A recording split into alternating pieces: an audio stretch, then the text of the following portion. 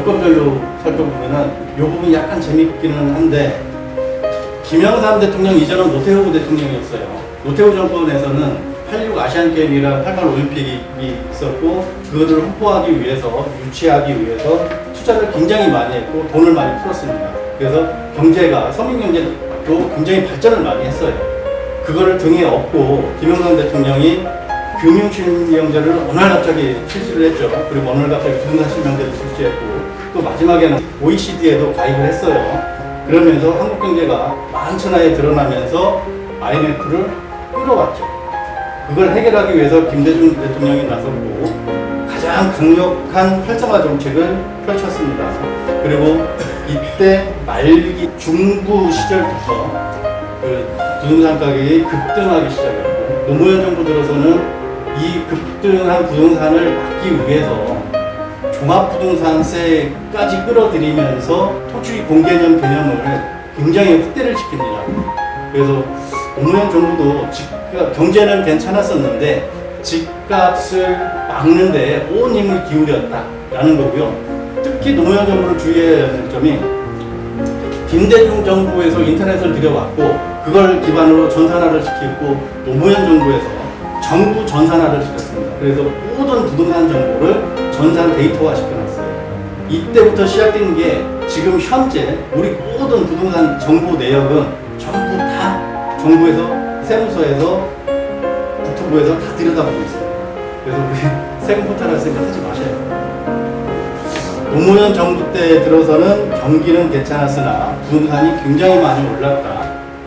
이거 부동산 끌어내리느라고 온 힘을 기울였다. 그리고 이명박 정부가 들어섰는데, 이명박 대통령 같은 경우는 대통령이 당선됐을 때 월스트리트 저널에서 경제를 최고 잘 아는 대통령이다. 한국 경제는 앞으로 승승장구할 것이다 라고 대대적인 홍보를 했었습니다. 기대도 많이 컸었죠.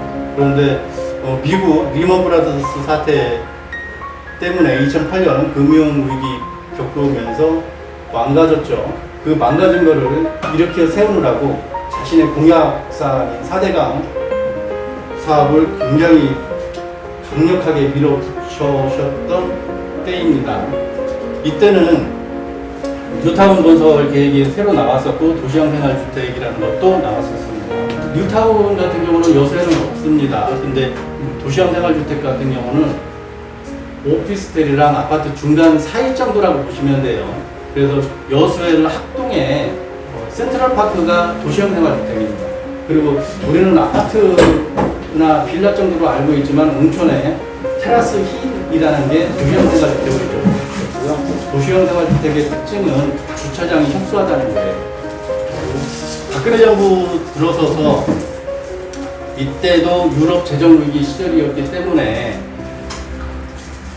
건설과 부동산을 위주로 해서 경제를 부흥시키려고 했었고, 이때 최경환 부총리가 빚내서 집사라라는 유명한 말을 남겼었고, 이때 임대사업자를 굉장히 강력하게 부추겼습니다.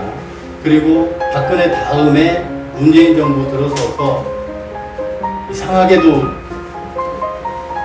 진보 세력이 들어서면은 부동산은 무조건 올라가게 되어 있고요. 보수 정권에서는 부동산이 무지하게 내려갔습니다. 웬일인지 모르겠으나 지금 윤석열 정부 같은 경우도 부동산이 내려가 있는 시기가 윤석열 정부예요. 진보냐 보수냐에 따라서 부동산 가격은 이렇게 차이가 많이 났었고요. 제가 아까 한탄을 냈던 이 홍남기님, 문재인 정부 들어서 김현미 누님께서 나서셔가지고 부동산 대책을 굉장히 강력하게 하셨는데, 홍남기님은 코로나 시절에 돈을 풀지 않으시고 곡간을 틀어 잠그셨던 분. 저는 저 두 분이 지금 현재 부동산 경기에 있어서는 주적이 아닌가 싶을 정도로 굉장히 원망스러우십니다. 그리고 윤석열 정부 들어서는 두 개의 전쟁이 있기 때문에 저 전쟁이 끝나지 않는 한은 경기 침체가 그닥 쉽게 풀릴 것 같지는 않다.